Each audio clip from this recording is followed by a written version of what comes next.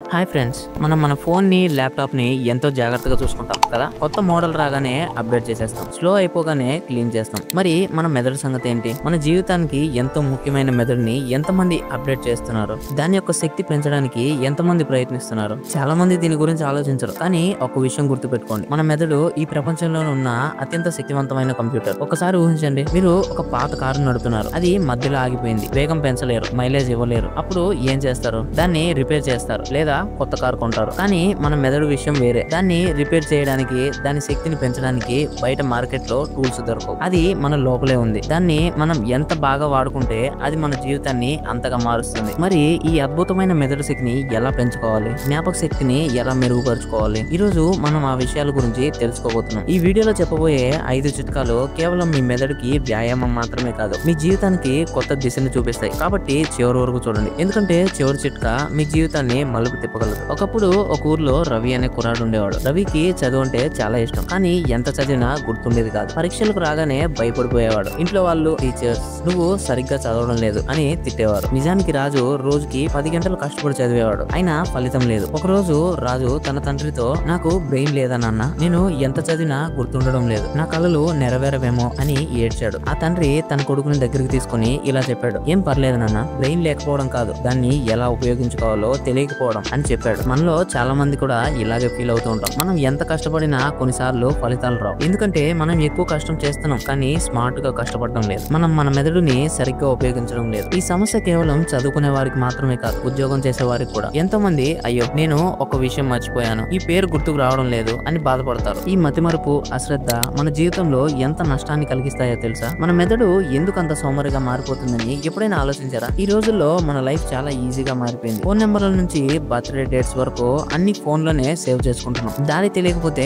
Google maps ఉంది, లెక్కలు చేయలేకపోతే క్యాలిక్యులేటర్ ఉంది. దీంతో మనం మన మెదడుకి పని చెప్పడం మానేసాం. మీరు ఒక కండరానికి వ్యాయామం చేయకపోతే అది బలహీనంగా మారిపోతుంది. అలాగే మన మెదడుకు కూడా వ్యాయామం కావాలి. మనం మన ఫోన్, టీవీ ఎక్కువగా చూడడం వల్ల మన మెదడు డోపమైన్ లూప్ లోకి వెళ్ళిపోతుంది. మనం మన మెదడుకి ఇవ్వాల్సింది వినోదం కాదు, వివేకం. మనం మళ్ళీ మన మెదడుకు సవాలు విసరాలి, కొత్త విషయాలు నేర్చుకోవాలి. అప్పుడే మన మెదడు చురుగ్గా మారుతుంది. సరే, మరి మన సమస్యకి పరిష్కారం ఏంటి? చాలా కష్టమైన సవాళ్లు చేయాలా? అస్సలు లేదు. చాలా సులభమైన 5 వ్యాయామాలు చేస్తే చాలు. వీటిని రోజుకు కేవలం 10 నిమిషాలు చేస్తే చాలు. మీ మెదడులో ఒక కొత్త శక్తి పుడుతుంది, కొత్త న్యూరల్ పాత్వేస్ ఏర్పడతాయి. ఇది కేవలం మీ జ్ఞాపక శక్తిని పెంచడమే కాదు, మీ కాన్సన్ట్రేషన్ మరియు మీ క్రియేటివ్ థింకింగ్ ను కూడా ఇది ఇంప్రూవ్ చేస్తుంది. మీరు మీ జీవితంలో ఎంతగానో మార్పును చూస్తారు. ఇవి కేవలం ఎక్సర్సైజెస్ మాత్రమే కాదు, మీ మెదడుతో మీరు ఆడుకునే ఆటలు. ఇప్పుడు ఈ 5 వ్యాయామాల గురించి చూద్దాం. ఈ 5 అడుగులు మీ జీవితాన్ని ఎలా మారుస్తాయో తెలుసుకోవడానికి సిద్ధంగా ఉండండి. అందులో మొదటిది లెర్నింగ్ ఎ న్యూ లాంగ్వేజ్. ఒక కొత్త భాషలో 5 పదాలు నేర్చుకోండి. వాటిని మీరు రోజువారీ సంభాషణలో ఉపయోగించండి. దీనివల్ల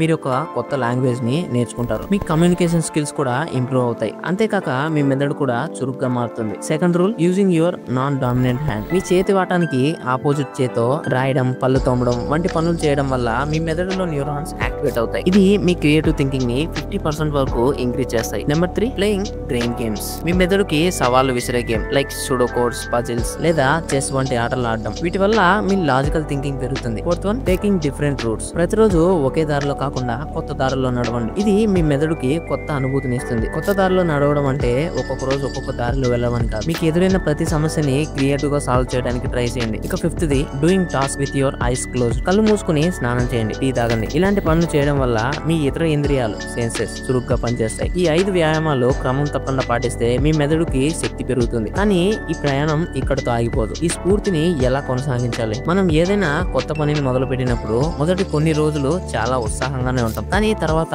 ఆ ఉత్సాహం తగ్గిపోతుంది. ఈ 5 వ్యాయామాలు రోజు రోజు అలవాట్లుగా మార్చుకోవాలి. ఉదయం నిద్రలేవగానే బ్రష్ చేసేటప్పుడు ఎడమ చేతిని ఉపయోగించండి. బ్రేక్ఫాస్ట్ తినేటప్పుడు చదివిన పదాలని గుర్తుకు తెచ్చుకోండి. ఇలా చిన్న చిన్నగా స్టార్ట్ చేస్తే అవి మీ జీవితంలో ఒక భాగంగా మారిపోతాయి. ఒక చిన్న నోట్బుక్ పెట్టుకోండి. మీరు నేర్చుకున్న కొత్త పదాలు, ఆడిన గేమ్స్, స్కోర్స్ ఇలా అన్ని రాసుకోండి. ఇది మిమ్మల్ని ప్రేరేపిస్తుంది. ఈ వ్యాయామాలని ఒక పోటీలా కాకుండా ఆనందంగా ఒక ఆటలా భావించండి. గుర్తుంచుకోండి, మెదడు శక్తిని పెంచుకోవడం అనేది ఒక గమ్యం కాదు, ఒక ప్రయాణం. మనం ఈ రోజు తెలుసుకున్న 5 వ్యాయామాలు కేవలం 5 చిట్కాలు కాదు, ఇవి మీ భవిష్యత్తునే మార్చగలవు. మీరు మీ మెదడును ఎంతగా ఉపయోగించుకుంటే అది అంత శక్తివంతంగా మారుతుంది. ముందు చెప్పిన రవి కథ గుర్తుందా? తన తండ్రి ఇచ్చిన సలహాలతో అతను రోజువారీ జీవితంలో ఆ వ్యాయామాల్ని అలవాటు చేసుకుని పరీక్షల్లో మంచి మార్కులు సాధించి తన కలలను నిజం చేసుకున్నాడు. మీరు కూడా అసాధ్యం అనుకున్నది సాధ్యం చేయగలరు. రేపటి కోసం కాదు, ఈ ఈ క్షణం నుంచే మొదలు పెట్టండి. మీరు ఒక కొత్త ప్రపంచాన్ని సృష్టించగలరు. మీ మెదడుని డైలీ అప్డేట్ చేసుకోండి. ఈ వీడియో మీకు నచ్చినట్లయితే మన ఛానల్ ని సబ్స్క్రైబ్ చేసుకోండి. అంతేకాక